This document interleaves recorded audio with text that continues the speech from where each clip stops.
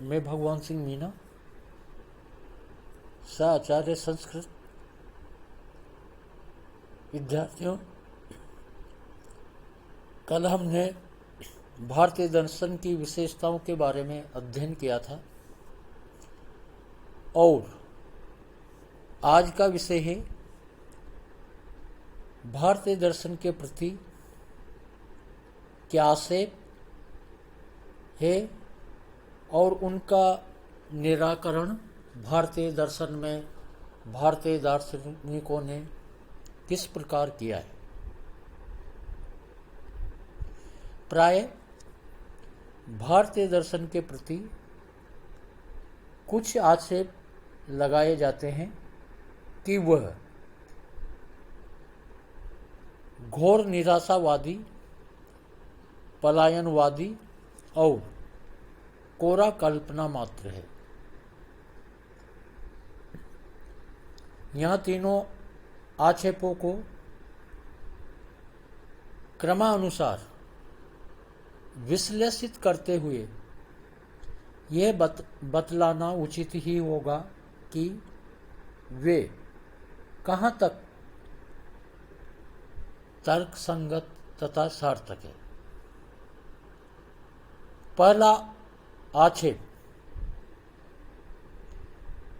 निराशावाद यह मानसिक स्थिति है जिसमें मनुष्य पूर्णतः जगत जीव के अंधकारमय पक्षों की ओर देखता है और यह महसूस करता है कि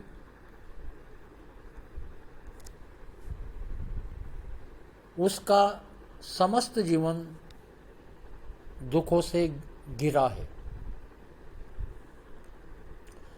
आलोचकों का यह कहना है कि भारतीय दर्शन का निराशावादी दृष्टिकोण व्यावहारिक जीवन पर प्रतिकूल प्रभाव डालता है। यदि मानव जीवन दुखमय है तो फिर निराश स्थिति से उभरने का प्रयत्न सफल नहीं हो पाएगा। यह आलोचना कहाँ तक उचित है, ये तो पुस्तक के आगामी अध्यायों में स्पष्ट हो जाएगा, किंतु इतना अवश्य है कि कोई भी पाठक भारतीय दर्शन के प्रारंभिक अध्ययन से ये भाव ग्रहण कर सकता है कि वह निराशावादी है।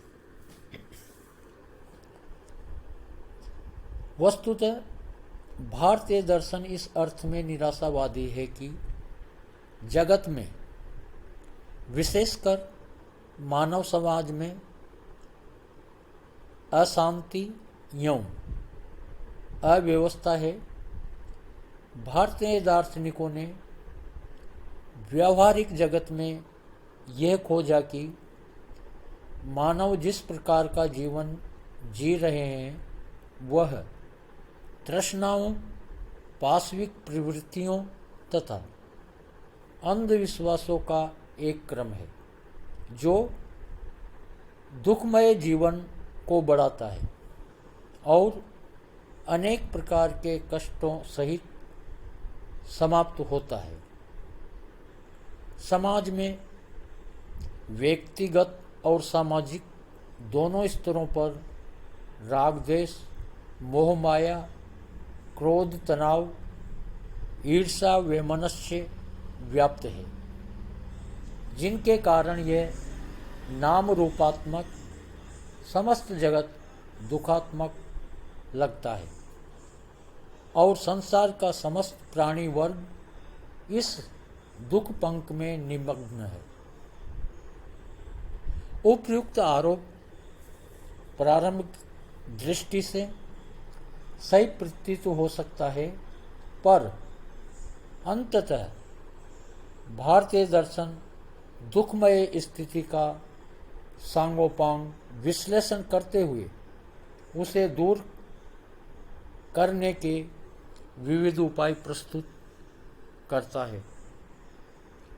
मनुष्य संसार की वस्तु स्थिति को देखकर चिंतित एवं व्यथित हो जाता है, जो स्वाभाविक है, किंतु भारतीय चिंतन उसे यहीं नहीं छोड़ता, उसे निराश की स्थिति से उभरने का समुचित अवसर प्रदान करता है। वह मानव को निराशा से आशा की अवस्था में ले जाने के लिए निरंतर सचेत एवं प्रयत्नशील है। भारतीय दर्शनों की अपनी व्यावहारिक एवं आध्यात्मिक शैली है, जिससे वे मानव प्राणी को वस्तु स्थिति से अवगत कराते हुए भी उसे सर्वथा निराश नहीं होने देते और उसमें आशा का संचार करते रहते हैं। भगवान बुद्ध ने मध्यम मार्ग, अष्टांग मार्ग ऐसे उपाय बताए हैं जिनके अनुकरण तथा अभ्यास से दुख का अंत हो जाता है। जैन दर्शन में त्रिरत्न, सम्यक दर्शन, सम्यक ज्ञान तथा सम्यक चरित्र निश्चित ही निराशा का अंत करते हैं। न्याय वैशेषिक के श्रवण, मनन और निधि ध्यासन मोक्ष की ओर ले जाते हैं। सांख्य योग दुख स्थिति का विशद विवेचन करते हैं और साथ ही तत्व ज्ञान और योगाभ्यास द्वारा दुख की निवृत्ति आत्यंतिक रूप से होती है। इस प्रकार हम देखते हैं कि भारतीय दर्शन की उत्पत्ति भले ही नैराश्य से है, किंतु अंत में वह जगत की विपत्तियों से सावधान करते हुए आशा ही का मार्ग प्रशस्त करता है। जैसा कि पूर्व में विश्लेषित है, भारतीय दर्शन जगत की नैतिक व्यवस्था में पूर्ण आस्था रखते हैं और मानते हैं कि मनुष्य के कर्मों का फल नष्ट नहीं होता। किए हुए सभी कर्म व्यक्तिक तथा सामाजिक व्यवस्थाएं स्थापित करते हैं। ऊपर से भले ही ये प्रतीत हो कि कर्मानुसार न्याय संभव नहीं, पर जगत में नैतिक व्यवस्था है, ये विश्वास होने से ही मानव प्राणियों में आशा का संचार होता है। उन्हें वह स्वीकार करना पड़ता है कि वे अपने भाग्य के निर्माता हैं और जीवन के सुकर्मों से अपने तथा समाज के भावी जीवन को आनंदमय बना सकते हैं। इस प्रकार मनुष्य निराशा के घेरे से निकलकर आशाजनक स्थितियां उत्पन्न कर सकता है। दूसरा आक्षेप भारतीय दर्शन के विरुद्ध दूसरा आक्षेप यह है कि वह पलायनवाद का पोषण करता है। वह आत्मनिग्रह तथा सन्यासी सिखलाता है और मनुष्य की स्वाभाविक प्रवृत्तियों का दमन एवं उच्छेद अनिवार्य समझता है। पलायनवाद एक ऐसा विचार है जिसके वशीभूत होकर व्यक्ति अपनी पारिवारिक एवं सामाजिक जिम्मेदारियों से दूर भागकर संन्यास धारण कर लेता है। वह संसार को निरर्थक समझता है और मानता है कि यह तो दलदल है जिसमें जो फंसा वह मरा। क्या वास्तव में भारतीय दर्शन ऐसी विचारधारा का पोषण करता है? नहीं। भारतीय दर्शन यह तो मानता है कि संसार में अज्ञान एवं अन्याय का आधिक्य है और सांसारिक वस्तुओं के मिथ्या ज्ञान से वासनाओं तथा कुसंस्कारों की उत्पत्ति होती है, जिनसे वैयक्तिक एवं सामाजिक रूप से मानव प्राणी दुखी होते हैं। विभिन्न वासनाएं तथा तृष्णाएं मानव जीवन को कष्टमयी बनाती है। इंद्रियों के वशीभूत होने के कारण हमारे कर्म तथा वचन अनेक तनाव और राग द्वेष उत्पन्न करते हैं। यह निश्चित है एक यथार्थवादी चित्रण है जिसे स्वीकार करना प्रत्येक व्यक्ति के लिए आवश्यक है।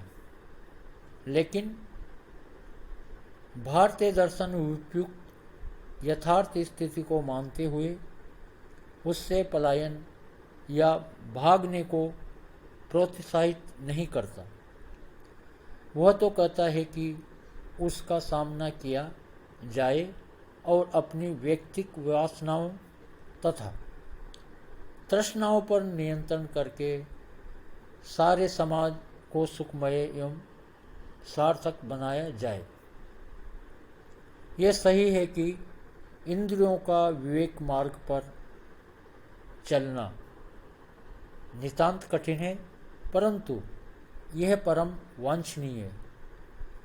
मन, राग द्वेष, ज्ञानेंद्रियों एवं कर्मेंद्रियों पर नियंत्रण रखना पलायन तो नहीं, साथ ही कुप्रवृत्तियों को नियंत्रण कर सन्मार्ग पर चलना व्यक्ति एवं समाज दोनों के हित में है। इस प्रकार यह स्पष्ट है कि भारतीय दर्शन के विरुद्ध पलायनवाद के पोषण का आरोप युक्ति सम्मत नहीं है। क्या महावीर स्वामी तथा भगवान बुद्ध पलायनवादी थे? बिल्कुल नहीं। उन्होंने तो मोक्ष प्राप्त करने के पश्चात भी संसार में विचरण किया, आम लोगों को उपदेश दिए कि वे अपने पारिवारिक तथा सामाजिक जीवन को किस प्रकार सार्थक एवं सदुपयोगी बना सकते हैं। ऐसे ऋषि मुनियों की सामाजिक सहभागिता सुस्पष्ट है। प्राय सभी भारतीय चिंतक, ऋषि महर्षि यह नहीं कहते थे कि मानव की कुप्रवृत्तियों तथा तृष्णाओं का नाश हो जाए, अपितु वे उनके सुधार की शिक्षा देते थे ताकि हम धार्मिक एवं नैतिक विचारों का अनुशीलन कर सके। प्रवृत्तियों को अशुभ अनुचित मार्ग से हटाने के साथ साथ अच्छे कर्म करने का भी वे निर्देश करते थे और स्वयं भी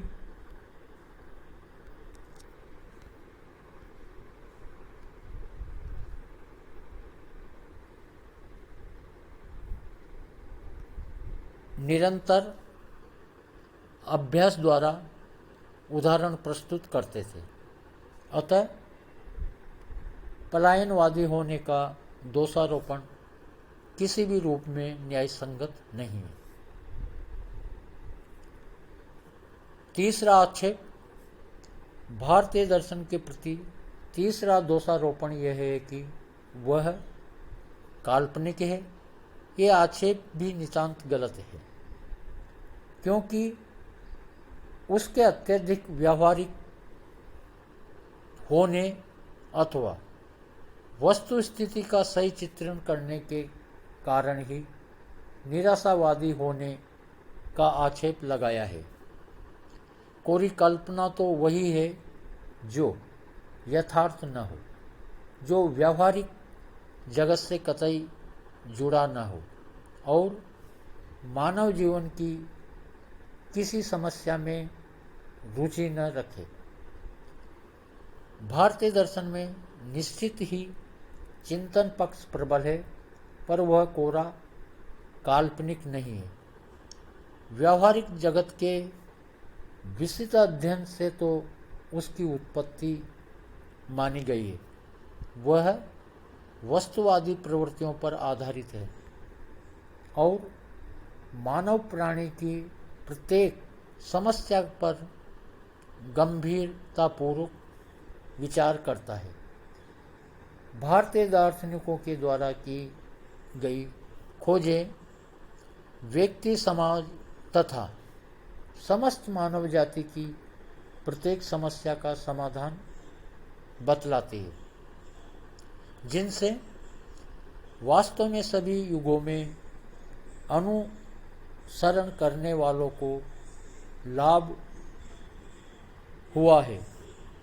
बौद्ध, जैन तथा योग दर्शन की संयम विधियाँ कितनी व्यवहारिक और उपयोगी है, ये आज किसी से छुपा हुआ नहीं है। सभी दर्शन केवल बौद्धिक जिज्ञासा की संतुष्टि नहीं है, अपितु यथार्थ जीवन को आनंदमय बनाने की शिक्षा भी देते हैं। उनके ग्रंथों से पुरुषार्थ साधन में सहायता मिलती है। चारवाक, बौद्ध दर्शन तथा जैन दर्शनों का निरीश्वरवाद, न्याय वैशेषिक का परमाणुवाद, सांख्य योग का अष्टांग योग आदि कितने वैज्ञानिक दृष्टिकोण के निकट है, ये बतलाने की आवश्यकता नहीं है। भारतीय दर्शनों में विश्लेषित विचार विधाएं, प्रमाणशास्त्र, नीति मीमांसा, तर्कशास्त्र, तत्वज्ञान कोरी कल्पनाएं नहीं है।